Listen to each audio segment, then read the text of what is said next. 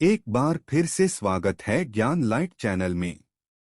मृत्यु के अंतिम समय में मनुष्य को क्या क्या दिखाई देता है दोस्तों, यह बात जानना हमारे लिए बहुत जरूरी है। इसलिए बोल रहा हूं कि वीडियो पूरा देखना दोस्तों। मृत्यु सत्य है, मृत्यु अटल है, मौत को कोई भी नहीं टाल सकता। धरती पर जन्म लेने वाले प्रत्येक मनुष्य की मौत निश्चित है। अर्थात दोस्तों हम यह बोल सकते हैं, जिसने जन्म लिया है उसकी मृत्यु निश्चित है और मृत्यु के बाद पुनर्जन्म भी निश्चित है। अपने अपरिहार्य कर्तव्य पालन में तुम्हें शोक नहीं करना चाहिए। आत्मा परमात्मा का अंश होती है, इसलिए जो व्यक्ति इस पृथ्वी पर आया है उसमें आत्मा विद्वान है।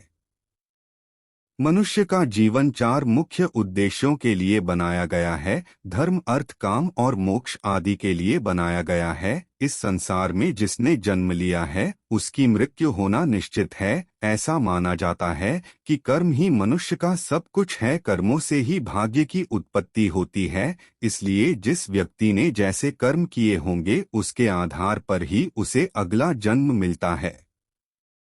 गरुड़ पुराण के अनुसार मृत्यु के कई महीने पहले ही मनुष्य को एहसास होने लगता है कि अब वह इस संसार को छोड़कर जाने वाला है। यही कारण है कि वह अपने बातों ही बातों में अपने परिजनों को संकेत देने की कोशिश भी करता है, लेकिन अज्ञानता के कारण परिजन उसकी बातें समझ नहीं पाते। मृत्यु के आने से पहले मनुष्य का शरीर ठीक तरीके से काम करना बंद कर देता है।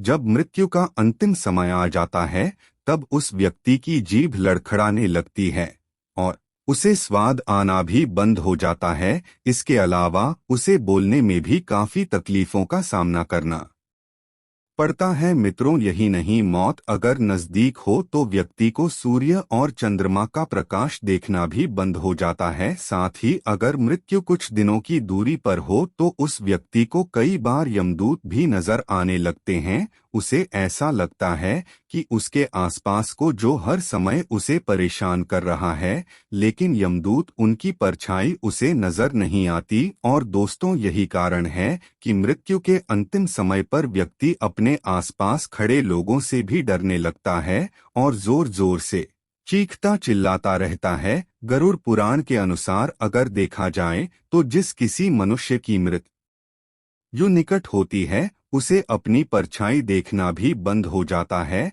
साथ ही साथ मरने से 24 घंटे पहले एक व्यक्ति को आईने में अपना चेहरा भी दिखाई देना बंद हो जाता है। यहाँ तक कि उसे पानी या तेल में भी अपना चेहरा दिखाई नहीं पड़ता। अक्सर लोग मृत्यु से पहले रोते हैं या फिर किसी बात पर बेचैन और भावुक हो जाते हैं। ऐसा इसलिए होता है क्योंकि मृत्यु आने से पहले व्यक्ति को अपने द्वारा किए गए सारे अच्छे कार्य और बुरे कार्य याद आने लगते हैं। जब कोई व्यक्ति अंतिम समय में यह सब चीजें सोचता है तो उसे एहसास होता है कि वह जिन चीजों के पीछे जीवन भर भागता रहा वह केवल सांसारिक मोहमाया थी और वह इन्हें पाने के चक्कर में कभी परमात्मा का नाम ले ही नहीं पाया। यह सोच सोच कर मनुष्य अंतिम समय में भावुक हो जाता है और अपने द्वारा किए गए कर्मों के लिए परमात्मा से माफी मांगने लगता है। इसके अलावा गरुड़ पुराण में यह भी बताया गया है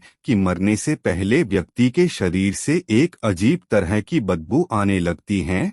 साथ ही उसके शरीर में कोई संवेदना भी नहीं बचते। उस समय व्यक्ति को सुख दुख दर्द इन सब का कोई भी ज्ञान नहीं रहता। वह केवल शिथिल शरीर की तरह हो जाता है। यह वही समय होता है जब मनुष्य का शरीर तो साथ छोड़ देता है, लेकिन उसका दिमाग अभी भी बार बार उसे भूतकाल के बारे में सोचने को मजबूर करता रहता है, जहां उसने कई तरह के अच्छे और बुरे कर्म किए होते हैं। गरुड़ पुराण में इस बात का भी विस्तार पूर्वक उल्लेख देखने को मिलता है कि जिन लोगों ने अपने जीवन में केवल बुरे कार्य ही किए हैं उन्हें अपने अंतिम समय में कुछ भी दिखाई नहीं देता। उसे उसके आसपास बैठे हुए लोग भी दिखाई नहीं देते और इस दौरान अगर वह व्यक्ति गलती से भी आईना देख लेता है तो उसे अपना चेहरा काफी विकृत दिखाई देता है। वहीं दूसरी ओर जिन लोगों ने अपने जीवन में अच्छे कार्य किए होते हैं,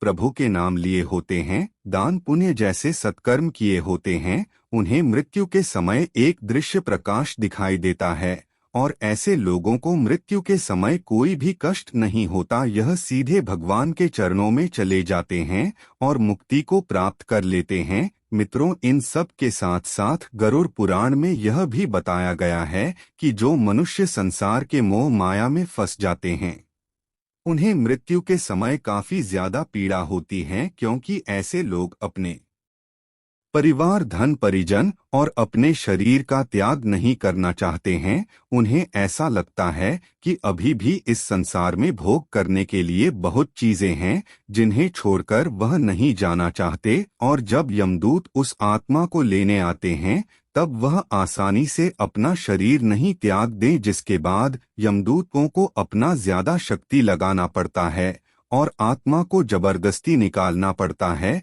इस दौरान उस व्यक्ति को ज्यादा कष्ट होते हैं और फिर उन्हें यमलोक की यात्रा पर ले जाते हैं, जहां उनके पाप और पुण्य का हिसाब विस्तार पूर्वक किया जाता है। फिर उन्हें उसी हिसाब से सजा दी जाती है जैसा उनका कर्म होता है। इसलिए मित्रों, हम अंत में यही कहेंगे कि आप हमेशा सत्कर्म कीजिए और पुण्य के भागीदार बने, ताकि आपको मृत्यु के बाद अच्छा फल मिल सके। एक महान विद्वान ने कहा है कि जब आत्मा हम लोग जाते हैं तब यमराज स्वयं पूछते हैं कि जब तुम्हें हाथ, पैर, मुंह, कान सभी अच्छे से मिले तो तुमने भगवान का नाम क्यों नहीं लिया।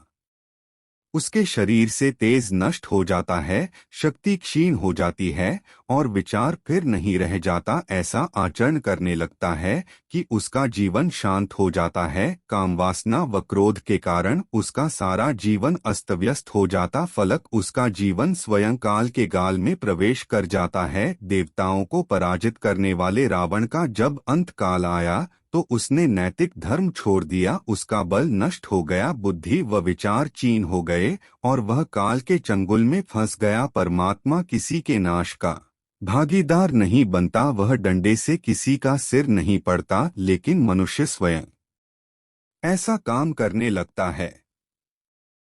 तो आपको वीडियो कैसा लगा कमेंट करके ज़रूर बताएं। वीडियो को लाइक करें, दोस्तों के साथ शेयर ज़रूर करें, और चैनल सब्सक्राइब नहीं किया है तो चैनल को सब्सक्राइब करके बेल आइकन ज़रूर दबा दें। धन्यवाद।